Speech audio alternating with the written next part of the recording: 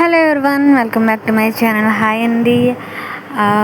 ఈరోజు మట్ల ఆదివారం అనమాట. సో పామ్ సండే కూడా వచ్చేసింది. సో నెక్స్ట్ వీక్ ఈస్టర్ అనమాట. సో మాకైతే ఫుల్ హ్యాపీ అనమాట. ఇలాంటి డేస్లో ఎవ్రీడే ప్రేయర్ ఉండిద్ది. సో ఈస్టర్ వస్తుంది కాబట్టి అది కూడా మాకు ఒక పెద్ద ఫెస్టివల్ టైప్ కాబట్టి సో పిల్లలకి బట్టలు తీసుకోవడానికి వెళ్తున్నామండి.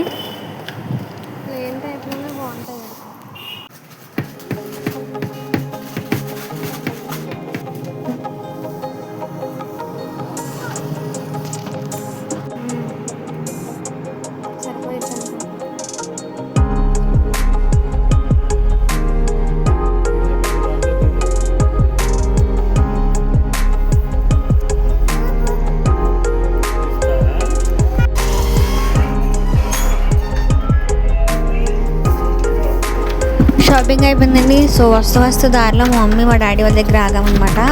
సో ఈ టైంలో ఇది బిజీ సీజన్, అంటే దీన్ని పొగాకు సీజన్ అంటారు అనమాట. సో ఇది పొగాకు ఆకు.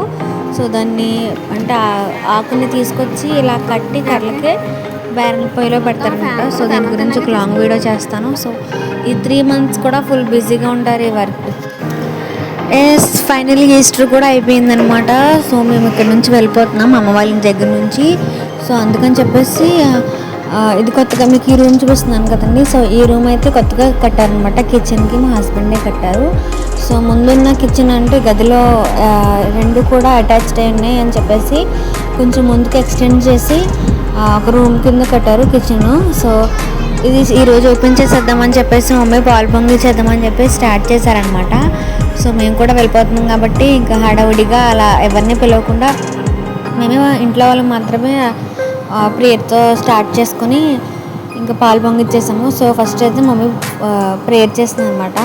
సో తర్వాత నేను కూడా ప్రేయర్ చేసి అండ్ స్టార్ట్ చేస్తాము.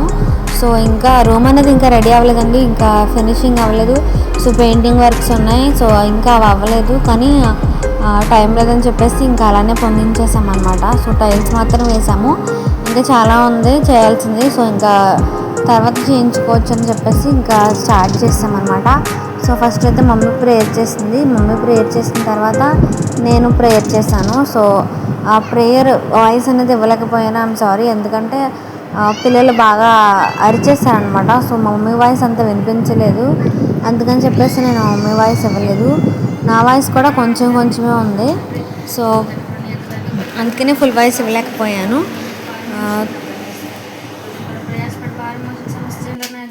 విశ్రాంతి దయచేస్తానన్నది నన్ను ఇతరులు నేను భారం కలిగి తనిపిరవనాన్ని ప్రార్థించుకో తోడైంది నీ కృపాక్షేమాన్ని దయచేయమని చేపని పట్ల తోడైండమని అడుగుతున్నాను. దాన్ని కొందనాలు తండ్రి ఎటువంటి ఇబ్బంది లేకుండా నేను సహాయం దయచేయమని ఎటువంటి అపాయం కలగకుండా తనిపిరవనా ఇది అభివృద్ధి చేత కావాలి ఉంచుమని ఆశీర్వించమని నీ చేతమే తనిపిరవనా ఇంకా అభివృద్ధి చేయమని నీ కృపాక్షేమాన్ని దయచేయమని నీ చెందిన గొప్ప సాక్షిగా నిలబెట్టమని గురించి ఆశీర్వించమని నేర్పిస్తున్నాము. మీకు ఎవరికి గర్వించినాం ప్రీపర్లకు